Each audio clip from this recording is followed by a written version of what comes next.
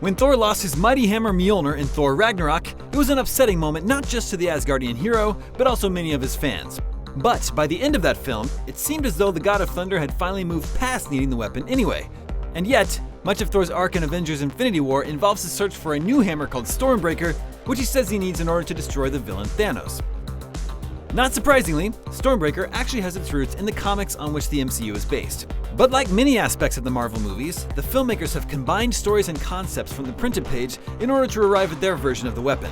Let's break them all down. In Infinity War, Thor returns to the realm of Nidavellir, where he hopes the dwarves who created Mjolnir can forge a new hammer for him, capable of taking down the mad titan Thanos.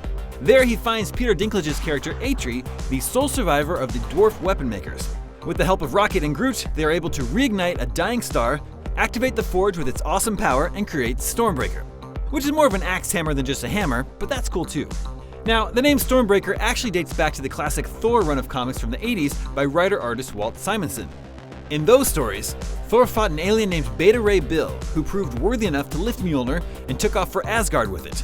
Eventually, it turned out Bill was a good guy too, and Odin granted him his own enchanted weapon, a hammer-axe combo called Stormbreaker.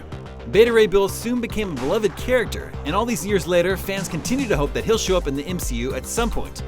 Marvel Studios' Kevin Feige has said that Bill was in an early version of Ragnarok in a small role, but was ultimately cut because the part didn't do him justice. But a giant sculpture of a Bill-type character can be spotted in the film on the Grandmaster's Palace, among other past champions of Sakaar. Regardless, bringing in Stormbreaker feels like a natural continuation of adapting Simons's work, since Ragnarok pulls so liberally from it with its Hela, Surtur, and Scourge storylines. In fact, even the idea of refugees and space can be traced to this era of the Thor comics. Beta Ray Bill is actually the guardian of the survivors of his race, who are seeking a new home after the destruction of their own by Surtur, not unlike Thor at the end of that film. And yet, Thor's new hammer in Infinity War also draws inspiration from the Ultimate Universe of comics.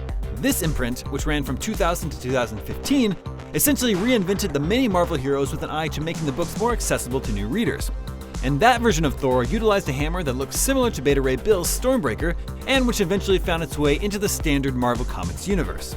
The movie version of Stormbreaker also takes a cue from more recent Marvel Comics, which saw Thor losing Mjolnir and taking on a replacement weapon called Jarnbjorn. This battle axe was Thor's weapon back in his early days before he had Mjolnir, and he returned to it when the hammer went to the new Thor, who happened to be the Odin son's on-again, off-again girlfriend, Jane Foster. But that's a whole other story. It's interesting that a big part of Thor's character evolution in Ragnarok involved him learning that his true power was within himself and he didn't need a weapon, only to have Infinity War say, yep, he needed a weapon after all. But the bottom line is, Thor just looks cooler with a weapon in his hand. So let's hope Stormbreaker sticks around for a while.